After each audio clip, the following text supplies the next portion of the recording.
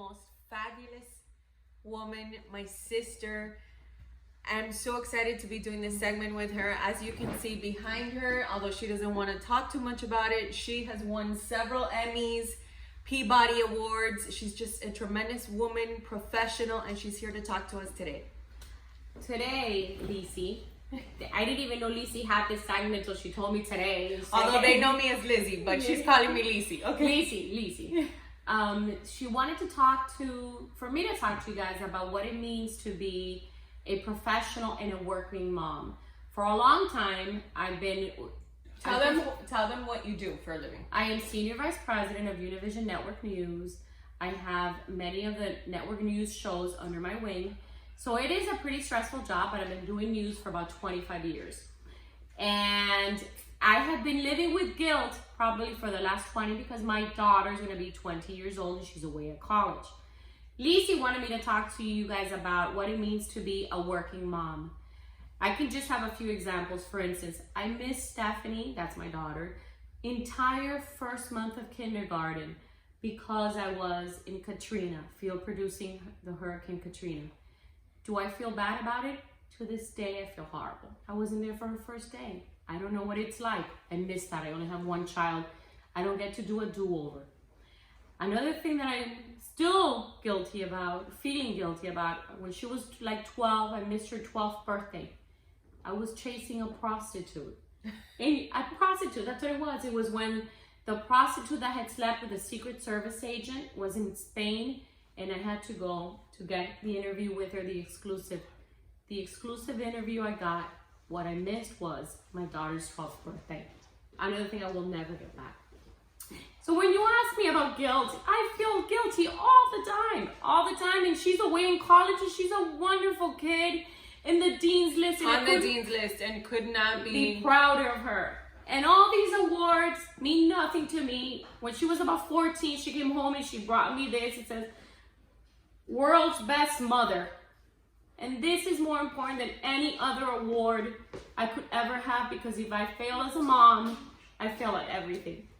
And do you ladies feel guilty? I'm sure we all do. Yeah. We all. I remember when I used to go to work, and then I would rush home because I had to do a project with her, or I had to bake something, and I suck at baking, and I couldn't. Everything was awful, and I would just pay to go to Publix and get something, and I pretend like I would do them, but I never really did. And Stephanie would do her best to try to say, Mom, it's okay, Mom. And the other day when I asked Steph, you know, do you resent the fact that I was always a working mom and I missed so many things? And she says, oh no, Mom, I have the best life. You gave me the best life. You know, and it wasn't that I spent too much time with Stephanie because I was working a lot, but I took her to great places. She met great people, because one of the things that when you work in this industry, you meet a lot. I remember, I don't want to say who it was, but once we were having dinner with somebody and he had killed somebody.